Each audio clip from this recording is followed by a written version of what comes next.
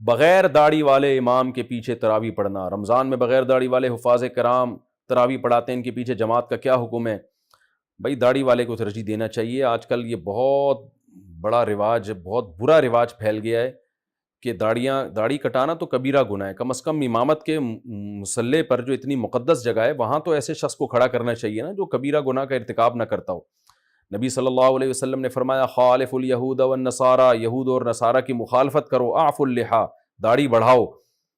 تو تورات میں آج تک لکھا ہوا ہے کہ موسیٰ علیہ السلام کو اللہ نے کوہ طور پہ بلا کے کہا کہ اپنی قوم کو کہہ دیں کہ داڑھی نہ کٹائیں۔ اس کی وجہ سے یہودی بھی اب تک داڑھی رکھتے ہیں، تو یہودیوں سے عبرت حاصل کر لیں کہ انہوں نے اپنی تورات پر داڑھی کے معاملے میں عمل کیا ہوا ہے۔ آپ دیکھیں یہودیوں کے جتنے مذہبی اسکالرز ہیں وہ بڑی بڑی داڑھیاں ہوتی ہیں ان کی، مسلمانوں کے مذہبی اسکالر اتنی اتنی داڑھیاں۔ تو کیا آپ کی بات میں لوگ اثر ہوگا؟ لوگ کہیں گے خود تو عمل کر نہیں رہے، ہمیں بیٹھ کے سمجھا رہے ہیں۔ تو اور پھر ہمارے یہاں ایک بڑا عذاب یہ آ گیا کہ مذہبی اسکالر جو داڑیاں کاٹ رہے ہیں نا، ایک تو جرم اوپر سے اس کی توجیہ بھی، وہ کہتے کہاں لکھا ہے حدیث میں کہ داڑھی بڑھاؤ؟ یہ تو کلچر تھا۔ بھائی حدیث میں کیوں نہیں ہے؟ بخاری مسلم کی کتنی ساری احادیث ہیں جن میں اعفاء کا حکم ہے، بڑھانے کا حکم ہے۔ کوئی ایک صحابی دکھا دیں جو داڑھی چھوٹی کرتے ہوں، کوئی ایک پیغمبر بتا دیں جن کی داڑھی چھوٹی ہو، بڑے آرام سے اس کو کہتے ہیں وہ تو کلچر کا حصہ تھا۔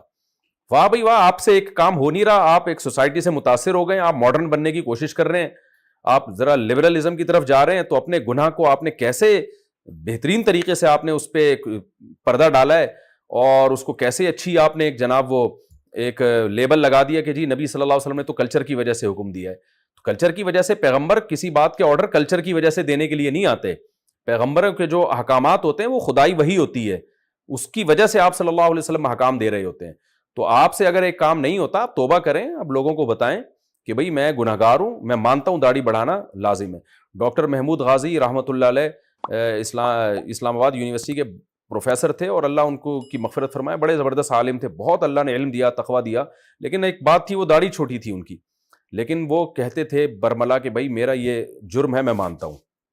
ان کی مجھے یہ بات بڑی اچھی لگتی تھی، وہ کہتے تھے میں داڑھی چھوٹی کرتا ہوں لیکن میں اس پہ کوئی لیبل نہیں لگاتا، میں اس کو جائز نہیں قرار دیتا، یہ بالکل ناجائز ہے۔ میں دعا کرتا ہوں اور آپ لوگ بھی دعا کریں اللہ مجھے پوری داڑھی کی توفیق دے دے۔ تو مجھے ان کا یہ عمل بڑا اچھا لگتا تھا کہ چلو ایک غلطی ہے، ان سے کوئی وجہ ہوگی، مصلحت ہوگی، نہیں رکھ پائے، مجھے نہیں پتا وہ مصلحت کیا تھی، لیکن کم از کم ایسا تو نہیں ہے نا کہ اپنی ایک عمل کی وجہ سے شریعت ہی کو چینج کر دیا ہو۔ تو آج بہت سے اسلامی اسکالرز ہیں، ان سے داڑھی نہیں رکھی جاتی پوری، تو سیدھے سیدھے کہتے ہیں بھائی اللہ کا حکم ہے، ہم نہیں کر پا رہے، ہم نے کب دعویٰ کیا کہ ہم 100% سچے پکے مسلمان ہیں، ہم کمزور مسلمان ہیں، تو یہ کہہ دیں وہ، لیکن یہ کہ چینج ہی کرنا شروع کر دیا کہ جی کہاں ہے اسلام میں داڑھی۔ بعض لوگ یہ کہتے ہیں کہ کیا پورا اسلام داڑھی میں ہی ہے، کیا تمہیں داڑھی کے علاوہ کچھ نظر نہیں آتا؟ تو ہم نہیں کہتے پورا اسلام داڑھی میں ہے، لیکن پورے اسلام میں داڑھی بھی ہے بہرحال۔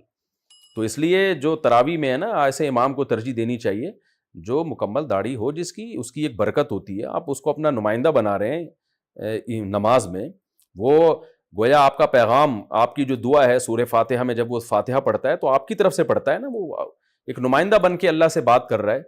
تو اس لیے بغیر داڑھی والوں کے پیچھے جو تراویح پڑھنے کا رواج ہے یہ قابل اصلاح ہے، اس کو کوشش کریں ختم کرنے کی۔ داڑھی والوں کو، جو امام داڑھی رکھتا ہو اس کو پروموٹ کریں، اور پھر داڑھی بھی کافی نہیں ہے، بعض ائمہ ایسے ہوتے ہیں جو رمضانی امام ہوتے ہیں، وہ پورے سال بدماشیوں میں لگے ہوتے ہیں، ساری اوٹ پٹانگ حرکتیں وہ کر رہے ہوتے ہیں، چوریاں وہ کر رہے ہوتے ہیں، لڑکیوں کو وہ چھیڑ رہے ہوتے ہیں، فلمیں ڈرامے وہ دیکھ رہے ہوتے ہیں، رمضان میں مصلی پہ مسجد میں آ کے وہ امام بنے ہوئے ہوتے ہیں، لوگ سمجھ رہے، لوگ ان سے دم کرا رہے ہوتے ہیں۔